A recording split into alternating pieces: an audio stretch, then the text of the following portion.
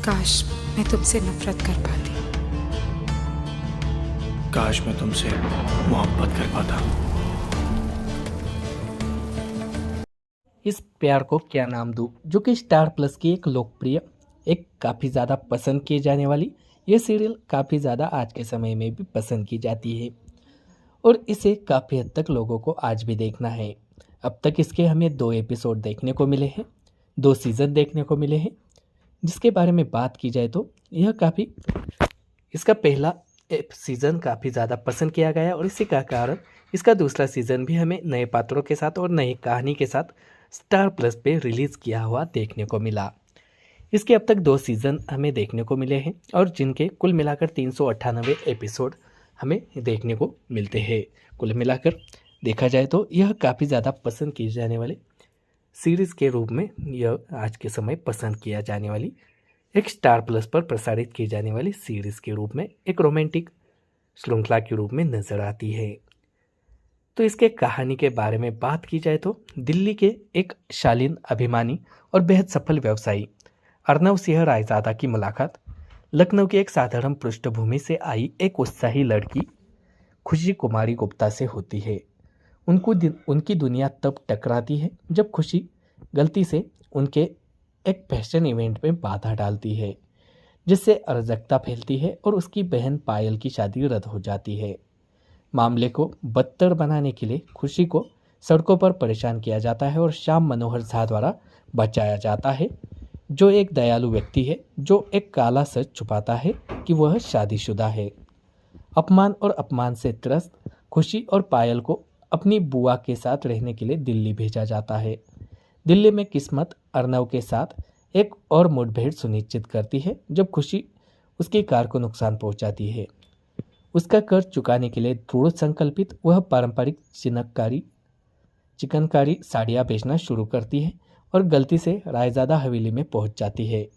वहाँ वह अर्नव की दयालु बहन अंजलि और उनकी दादी देवयानी देवी को आकर्षित करती है, जो तुरंत उससे प्यार करने लगते हैं। खुशी की योजना को अर्नव की मौसी मनोरमा ने विफल कर दिया, जो उस पर फटी हुई साड़ियाँ बेचने का झूठा आरोप लगाती है, जिससे उसे कार के नुकसान की भरपाई नहीं मिल पाती। इस बीच श्याम खुशी के जीवन में सिंगल होने का दिखावा करते हुए फिर से आता है और उससे शादी करने की इच्छा व्यक्त करता है। मदद की उम्मीद में खुशी उससे नौकरी ढूंढने के लिए कहती है और वह उसे ASR के कार्यालय में एक भूमिका दिलवाता है।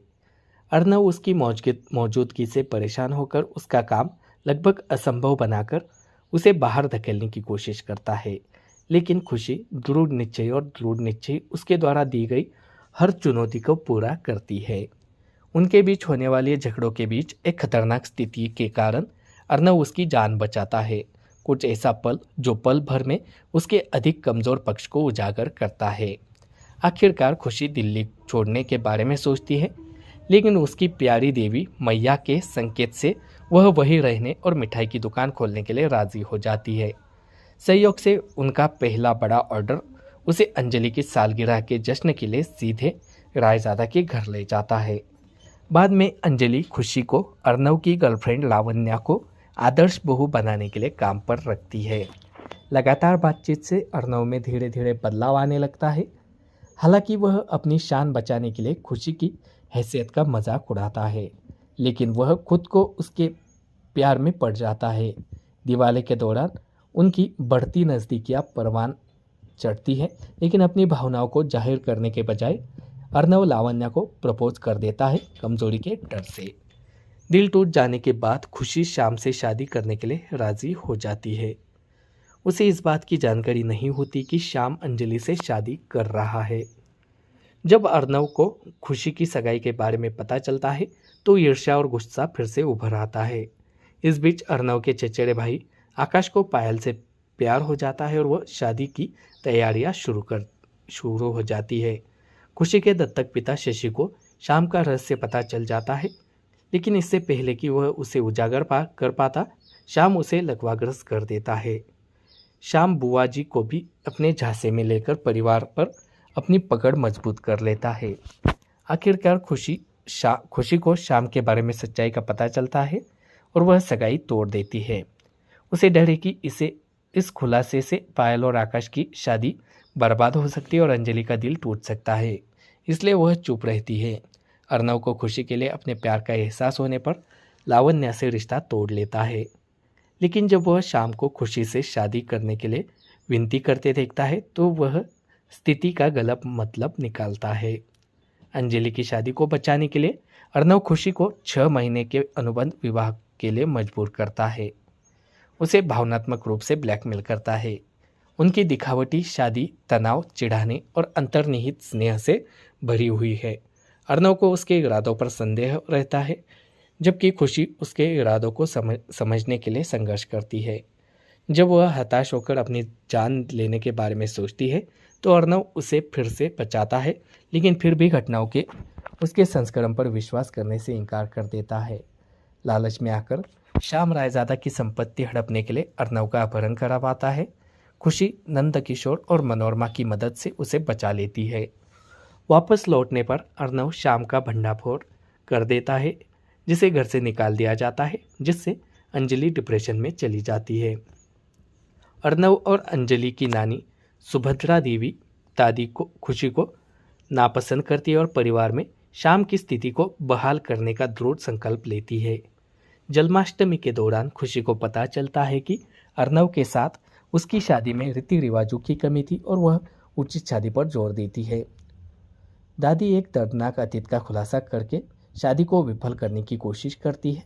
खुशी की दत्तक माँ गरिमा का एक बार अनजाने में अर्नव के पिता के साथ संबंध था, जिसके कारण अर्नव के माता पिता ने आत्महत्या कर ली थी। अर्नव हताश होकर अंततः नफरत के बजाय प्यार को चुनता है। वह एक भव्य समारोह में खुशी से शादी करता है और दादी से कहता है कि अकेले गरिमा को दोषी ठहराना अन्यायपूर्ण है, जबकि उसके पिता भी उतने ही दोषी थे। अपनी शादी की रात को अर्नव और खुशी को अपने कमरे में छिपे हुए कैमरे का पता चलता है, जिसे श्याम ने लगाया है। वे उसके और भी कुकर्मों का पर्दाफाश करते हैं, जिससे अंजलि के गर्भपात में उसकी भूमिका भी शामिल है और उसे पूरी तरह से बेनकाब करते हैं। आखिरकार अंजलि को सच्चाई का पता चलता है और वह श्याम को हमेशा के लिए घर से निकाल देती है। जैसे ही शांति वापस आती है, अर्नव की कॉलेज की दोस्त शीतल आरव नाम के एक लड़के के साथ आती है, जो परिवार को ठगने के लिए खुद को अर्नव का बेटा बताता है। अर्नव और खुशी उसकी साजिश का पर्दाफाश करते हैं और बाद में आरव को अपना लेते हैं। उसे एक प्यार भरा घर देते हैं। अर्नव की पत्नी होने से परे अपनी पहचान स्थापित करने के लिए खुशी एक सौंदर्य प्रतियोगिता में प्रवेश करती है, जिसे वह अर्नव और परिवार के समर्थन से जीतती है। इतने सारे तूफानों को सहने के बाद यह जोड़ा आखिरकार अपनी खुशहाल जिंदगी जी लेता है, एक साथ पहले से कई ज़्यादा मजबूत के तौर पर। सो गाइज, यह पहले सीज़न की कहानी हमें देखने को मिली, जिसमें काफ़ी ज़्यादा मुश्किलों के बाद कैसे उन्हें एक दूसरे को संभालते हुए नजर आए, यही हमें देखने को मिलता है। इसके जो अगला सीज़न हमें देखने को मिला है, उसके बारे में हम अगले वीडियो में बात करने वाले हैं। अगर आपको यह वीडियो पसंद आया हो, आपको ऐसे और मूवी और सीरीज़ के रिव्यू चाहिए हो, तो आप हमारे चैनल को सब्सक्राइब ज़रूर कीजिए। अगर आपको यह सीरीज़ पसंद हो तो हमें कमेंट बॉक्स में भी ज़रूर बताइएगा।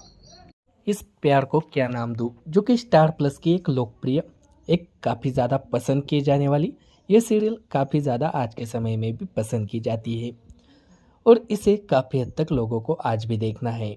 अब तक इसके हमें 2 एपिसोड देखने को मिले हैं, 2 सीज़न देखने को मिले हैं।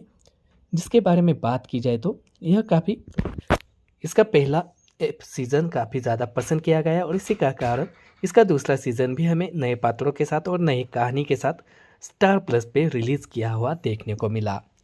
इसके अब तक 2 सीज़न हमें देखने को मिले हैं और जिनके कुल मिलाकर 398 एपिसोड हमें देखने को मिलते हैं।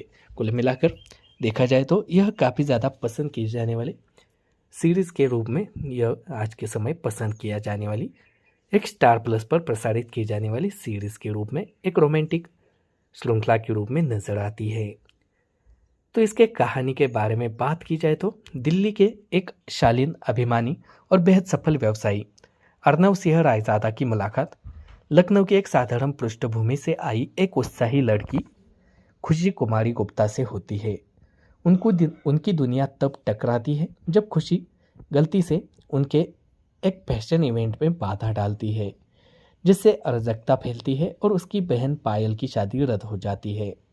मामले को बदतर बनाने के लिए खुशी को सड़कों पर परेशान किया जाता है और श्याम मनोहर झा द्वारा बचाया जाता है, जो एक दयालु व्यक्ति है जो एक काला सच छुपाता है कि वह शादीशुदा है।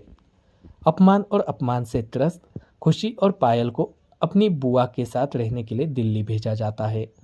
दिल्ली में किस्मत अर्नव के साथ एक और मुठभेड़ सुनिश्चित करती है जब खुशी उसकी कार को नुकसान पहुंचाती है।